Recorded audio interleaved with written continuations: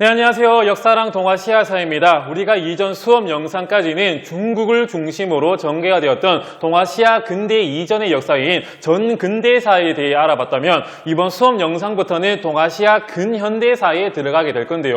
근대사 부분에서는 서구 열강에 의해 동아시아 각국이 개항과 개화를 한 이후로 중국 중심으로 전개가 되었던 동아시아 국제 질서의 흐름이 어떻게 일본 중심으로 바뀌게 되었는가를 배워보게 될 것이고요. 현대사 부분에서는 1945년 8월 15일 일본이 2차 세계대전에서 무조건 항복을 선언한 이후부터 오늘날의 역사까지를 배우게 될 것입니다. 이번 수업 영상에서는 동아시아 근현대사의 첫 번째 개념, 중국의 개항과 직접적인 관련이 있는 이 아편 전쟁에 대해서 배워보는 시간을 갖도록 하겠습니다. 수업에 들어가기 앞서 이 제국주의라고 하는 역사적 용어를 알아보고 넘어가 보도록 할 건데요. 여러분들이 동아시아사나 세계사의 근대사 부분을 공부함에서 서구 열강들이 왜 이렇게 식민지나 개항에 집착을 했는지 그 이유를 알기 위해서는 이 제국주의라고 하는 용어를 아셔야 되거든요. 이 제국주의를 정의함에 있어가지고 시대나 학자마다 그 해석을 다르게 내놓기도 하지만 간단하게 설명을 해드리면 18세기 영국을 스타트로 유럽에서는 산업혁명이 활발하게 전개되게 됩니다. 이에 따라 기계를 활용한 물자의 대량 생산이 가능하게 되거든요. 그런데 기업이나 국가 입장에서는 이렇게 많이 만들어진 물건들을 팔려야지 이득을 얻을 수 있고 경제가 잘 돌아가겠지만 자국 내에서는 이 물건들을 다 팔 수 없게 되니까 자신들의 시선을 국외와 해외로 돌리게 됩니다. 이에 따라 아시아나 아프리카 등지에 이 식민지를 개척해 나가기 시작하거든요. 식민지를 개척했을 때 얻을 수 있는 이득이 무엇인가라고 보면 먼저 이렇게 많이 만들어진 물건들을 식민지에 팔 수 있는 상품 시장으로서 식민지가 활용될 수 있고, 두 번째는 물건들을 만들기 위한 원료의 공급지로서, 즉 값싼 원료들을 얻을 수 있는 장소로 이 식민지가 활용될 수 있으며, 마지막 세 번째는 식민지의 원주민들의 노동력을 이용한 값싼 노동력의 공급지로 이 식민지가 활용될 수 있었기 때문에 서구 열강들이 우리 동아시아에 들어와서 많은 개항을 요구하게 되고 식민지를 개척해 나가기 시작하거든요. 이에 따라서 그 발발이 된 전쟁이 아편전쟁이라고 할 수 있습니다. 이번 수업의 목차는 1840년부터 42년까지 전개가 되었던 제1차 아편전쟁에 대해서 배워본 다음에 56년부터 60년까지 전개가 된 제2차 아편전쟁을 순서로 이번 수업을 진행해 보도록 하겠습니다.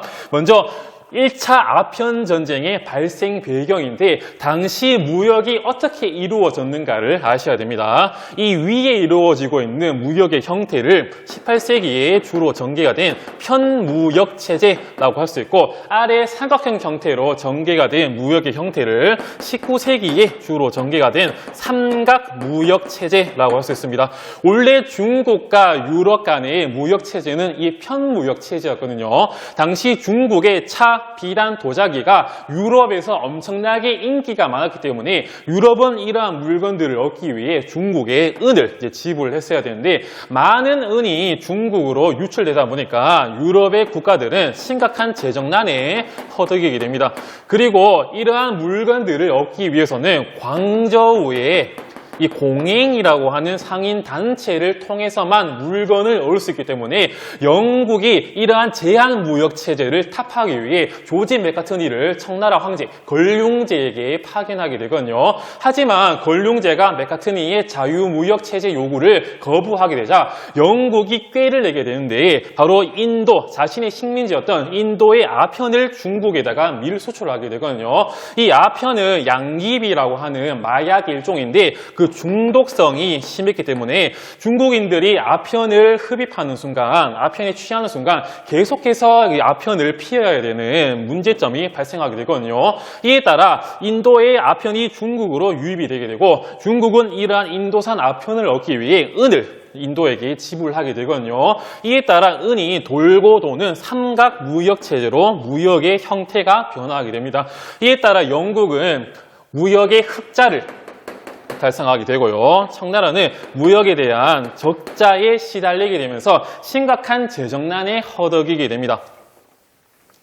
이에 따라서 아편 전쟁의 배경을 다시 한 번 더 보면 편무역 체제에서 은이 돌고 돌고 아편이 넘어오는 삼각 무역 체제로 무역의 형태가 변화하게 되자 청은 은 유출이 증가하게 되고 재정난에 허덕이게 되고 그리고 인도산 아편으로 인해 아편의 중독자가 점점 증가하게 되거든요. 관료라든지 지식이라든지 상인, 농민 모두가 불문하고 다 아편 중독자로 변화하게 됩니다. 당시 청나라 남자의 4분의 1이 아편 중독자였다라는 말이 나오기도 하거든요. 이에 따라서 중국도 이러한 문제점을 인식하게 되고 흠차 대신으로 요 임칙서라고 하는 인물을 광저우에 파견을 하고 아편을 몰수하고 단속을 강화하게 됩니다. 이 흠차 대신이란 말은 황제의 권한을 얻은 정권 대신이란 말이고 요 임칙서라고 하는 인물은 자기 친동생이 아편으로 인해서 목숨을 잃을 만큼 아편이라고 하면 치를 떠는 사람이었기 때문에 이러한 단속을 강화하게 되거든요. 이때 영국이 임칙서의 아편 몰수와 단속 강화를 빌미로 전쟁을 일으키게 되는데 바로 그 전쟁이 제1차 아편 전쟁, 다른 말로 제1차 중령 전쟁이라고 합니다. 이 전쟁의 전개 과정을 보면 영국군이 광저우와 상하이를 점령해 나가고 강남에 있었던 요 난징을 위협하게 되자 결국은 청나라가 영국에 굴복을 하게 되거든요. 이때 조약이 맺어지게 되는데 이 조약이 1842년에 체결이 되었던 난징 조약입니다.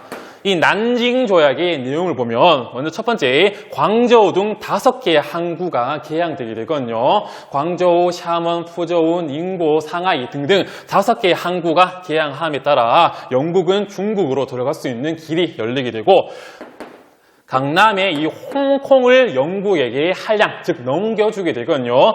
이때 얻은 홍콩이 1997년까지 영국의 영토로 종속을 하게 됩니다. 그리고 제한무역체제의 상징이었던 이 공행을 이제 폐지하게 되고 요 협정 관세를 맺게 되거든요. 쉽게 말해서 영국과 중국이 이제 무역을 할 때 영국의 물건이 중국에 들어올 때 여기에 대한 관세를 부과하게 되는데 원래 관세는 중국이 이 관세를 정하는 게 당연한 이치지만 이 관세를 정할 때 영국과 중국이 함께 협정을 해서 정한다? 상당히 불평등적인 내용이 이 협정 관세다라고 할 수 있습니다. 그리고 전쟁에 대한 배상금도 물게 되고 나중에 추가 조약에 의해서 영국에게 이 영사재판권, 다른 말로 치외법권이 적용되게 되거든요.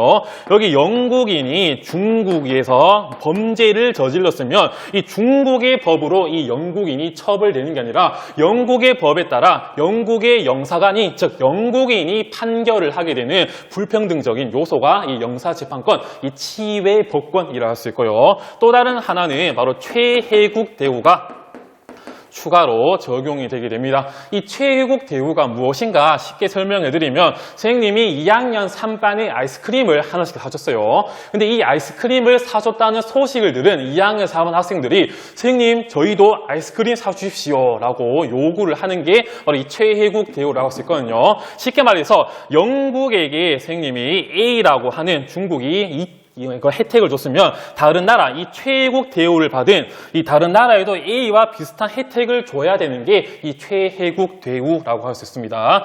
이에 따라서 이 아편 전쟁의 난징 조약의 의의는 동아시아 최초의 근대적 조약이자 불평등 조약이라 할 수 있고 당시 유럽 열강들이 중국을 대해서 중국은 이제 이빨 빠진 종이 호랑이구나 조금씩 무시를 해나가는 그 계기가 이 아편 전쟁이라 할 수 있습니다.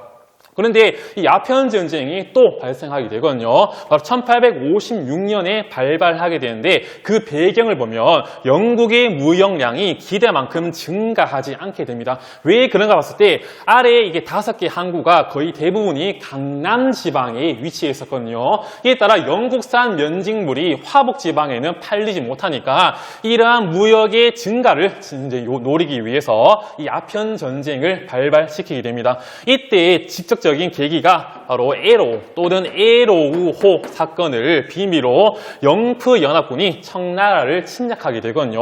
이 에로우호가 뭔가 봤을 때 이 배는 원래 중국인 소유의 배지만 선적, 즉 이 배의 국적은 영국의 배로 등록이 되어 있었고 선장도 영국인이었거든요. 상당히 애매한 그런 배라고 할 수 있는데 청나라가 이 해적단을 단속하는 상황 속에서 이 에로우에 걸려있던 영국 국기를 내려버리는 사건이 발생하게 되니까 영국이 청나라가 우리 영국 국기를 내렸다. 이는 우리 영국을 무시한 행위다. 이런 빌미로 트집을 잡아서 결국은 전쟁이 발발하게 되고 여기에 프랑스도 가담을 하게 되는데 프랑스 선교사가 처형당하는 사건이 발생하게 되니까 영프연합군이 함께 청나라를 공격해 나가기 시작하거든요.